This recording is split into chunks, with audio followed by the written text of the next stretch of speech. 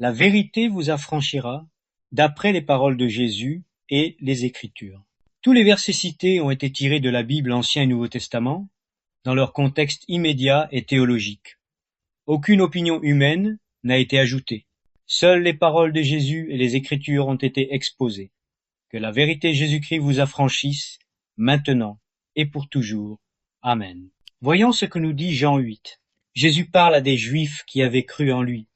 Il leur dit, Jean 8, versets 30 et 1 à 32. Si vous demeurez dans ma parole, vous êtes vraiment mes disciples. Vous connaîtrez la vérité, et la vérité vous affranchira. Jésus n'a pas dit ces paroles à des ennemis, mais à des croyants, ceux qui avaient cru en lui. Jean 8, verset 30. Jésus leur propose un chemin. Demeurer dans sa parole, devenir ses vrais disciples, connaître la vérité, être affranchis. Mais les Juifs lui répondirent, Jean 8, verset 33, Nous sommes la postérité d'Abraham, et nous n'avons jamais été esclaves de personne. Comment dis-tu, vous deviendrez libres? Les n'arrivaient même pas à comprendre les paroles de Jésus, comme nous parfois, nous essayons de comprendre avec notre propre intelligence. Non, il faut laisser la Bible s'interpréter par elle-même. Ici, les Juifs pensent à une liberté politique, ethnique, religieuse. Mais Jésus parle d'un autre esclavage. Jean 8, verset 34. En vérité, je vous le dis, quiconque commet le péché est esclave du péché. Puis il ajoute, Jean 8, verset 35. L'esclave ne demeure pas pour toujours dans la maison. Le Fils y demeure pour toujours. Et enfin la promesse. Jean 8, verset 36. Si donc le Fils vous affranchit, vous serez réellement libre. Quelle est cette vérité dont parle Jésus? Jésus ne parle pas d'une vérité abstraite, philosophique ou morale. Il parle de lui-même. Jean 14, verset 6. Jésus lui dit, « Je suis le chemin, la vérité et la vie. Nul ne vient au Père que par moi. » Jean 1, verset 14. Et la parole a été faite chair, et elle a habité parmi nous, pleine de grâce et de vérité. Et nous avons contemplé sa gloire, une gloire comme la gloire du Fils unique venu du Père. Jean 1, verset 17.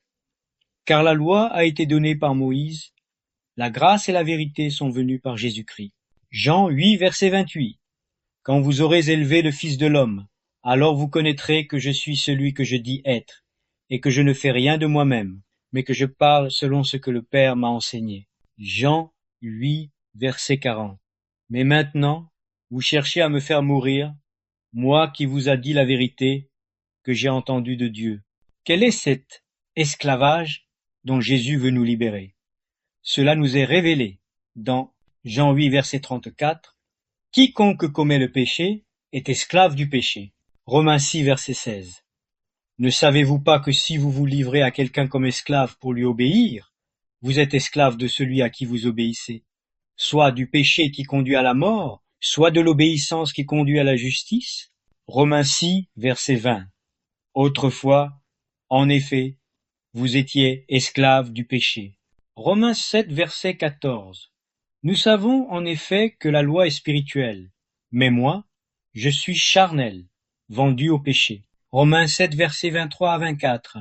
Mais je vois dans mes membres une autre loi, qui lutte contre la loi de mon entendement, et qui me rend captif de la loi du péché qui est dans mes membres. Misérable que je suis! Qui me délivrera du corps de cette mort?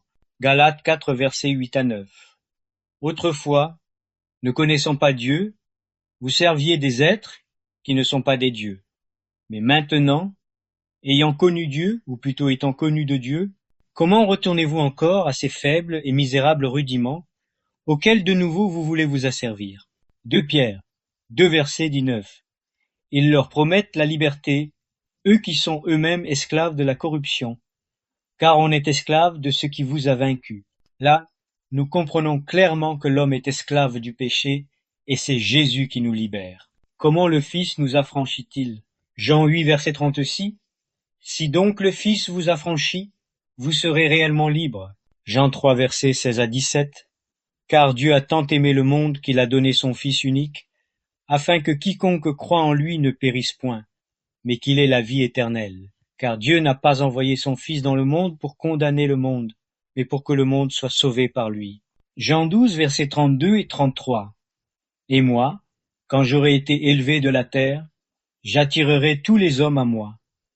Il disait cela pour indiquer de quelle mort il devait mourir. Jean 19, verset 30. Quand Jésus eut pris le vinaigre, il dit « Tout est accompli ». Et baissant la tête, il rend l'esprit. Romains 6, versets 6 à 7. Sachant que notre vieil homme a été crucifié avec lui, afin que le corps du péché fût détruit, pour que nous ne soyons plus esclaves du péché. Car celui qui est mort est affranchi du péché. Romains 8, versets 1 à 2. Il n'y a donc maintenant aucune condamnation pour ceux qui sont en Jésus-Christ, qui ne marchent pas selon la chair, mais selon l'esprit. En effet, la loi de l'esprit de vie en Jésus-Christ m'a affranchi de la loi du péché et de la mort. Galates 5, verset 1. C'est pour que nous soyons libres que Christ nous a affranchis. Demeurez donc fermes et ne vous laissez pas mettre de nouveau sous le joug de l'esclavage. Colossiens 1, versets 13 et 14. Il nous a délivrés de la puissance des ténèbres et nous a transportés dans le royaume du Fils de son amour, en qui nous avons la rédemption, la rémission des péchés. Hébreux 2, versets 14 et 15. Ainsi donc, puisque les enfants participent au sang et à la chair, il y a également participé lui-même, afin que par la mort, il rend impuissant celui qui avait la puissance de la mort, c'est-à-dire le diable, et qu'il délivra tous ceux qui par la crainte de la mort étaient toute leur vie retenus dans la servitude. Maintenant, voyons c'est quoi cette liberté. Jean 8, verset 32. La vérité vous affranchira. 2 Corinthiens 3, verset 17. Or, le Seigneur, c'est l'Esprit, et là où est l'Esprit du Seigneur, là est la liberté. Galates 5, verset 13. Frères, c'est pour la liberté que vous avez été appelés. Seulement, ne faites pas de cette liberté un prétexte de vivre selon la chair, mais par la charité, servez-vous les uns les autres. Romains 8, verset 20 et 1. La création elle-même sera affranchie de la servitude de la corruption pour avoir part à la liberté de la gloire des enfants de Dieu. Jacques 1, verset 25. Mais celui qui aura plongé les regards dans la loi parfaite, la loi de la liberté, et qui aura persévéré, n'étant pas un auditeur oublieux, mais se mettant à l'œuvre, celui-là sera heureux dans son activité. Jacques 2, verset 12. Parlez et agissez comme devant être jugés par une loi de liberté. 1 Pierre 2, verset 16. Comme des hommes libres, et non comme ayant la liberté pour couverture de la méchanceté, mais comme des serviteurs de Dieu. Voyons comment demeurer dans cette liberté. Jean 8, verset 30 et 1. Si vous demeurez dans ma parole, vous êtes vraiment mes disciples. Jean 15, verset 7. Si vous demeurez en moi, et que mes paroles demeurent en vous, demandez ce que vous voudrez, et cela vous sera accordé. Jean 15, verset 10. Si vous gardez mes commandements, vous demeurerez dans mon amour, de même que j'ai gardé les commandements de mon Père, et que je demeure dans son amour. 1 Jean 2, versets 3 et 5. Nous savons que nous l'avons connu, si nous gardons ses commandements. Celui qui dit « Je l'ai connu » et qui ne garde pas ses commandements est un menteur, et la vérité n'est point en lui. Mais celui qui garde sa parole, l'amour de Dieu est parfait en lui. Par là, véritable, nous savons que nous sommes en lui. Romains 6, verset 18. Ayant été affranchis du péché, vous êtes devenus esclaves de la justice. Romains 6, verset 22. Maintenant donc, affranchis du péché et devenus esclaves de Dieu, vous pour fruit la sainteté, et avez pour fin la vie éternelle. Galates 5, verset 16. Je dis donc, marchez selon l'esprit, et vous n'accomplirez pas les désirs de la chair. Galates 5, verset 25. Si nous vivons par l'esprit, marchons aussi selon l'esprit. Voici la vérité qui libère de la peur, de la mort, du jugement. Jean 5, verset 24. En vérité, je vous le dis, celui qui écoute ma parole, et qui croit à celui qui m'a envoyé, a la vie éternelle et ne vient point en jugement, mais il est passé de la mort à la vie. Jean 11, versets 25 et 26. Jésus lui dit, je suis la résurrection et la vie. Celui qui croit en moi vivra, quand même il serait mort.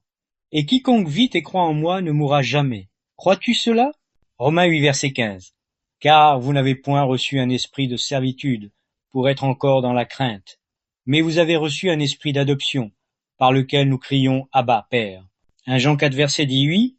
La crainte n'est pas dans l'amour, Mais l'amour parfait bannit la crainte, parce que la crainte suppose un châtiment, et que celui qui craint n'est pas parfait dans l'amour. Hébreux 2 versets 14 et 15, afin que, par la mort, il rend impuissant celui qui avait la puissance de la mort, c'est-à-dire le diable, et qu'il délivra tous ceux qui, par la crainte de la mort, étaient toute leur vie retenus dans la servitude.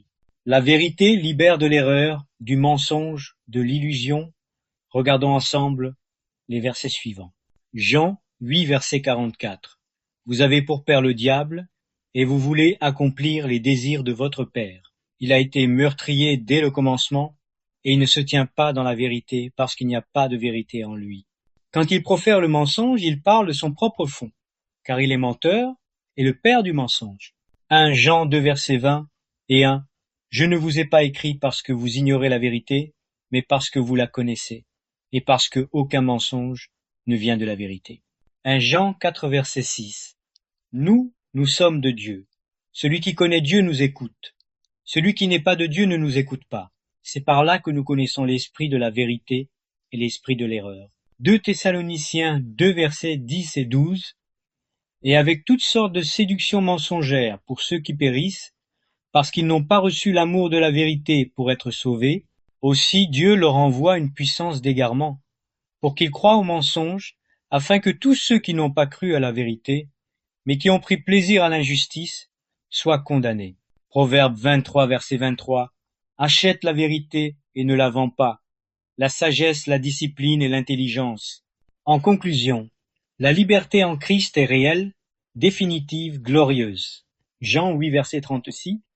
Si donc le Fils vous a franchi, vous serez réellement libre. Romains 8, versets 38 et 39.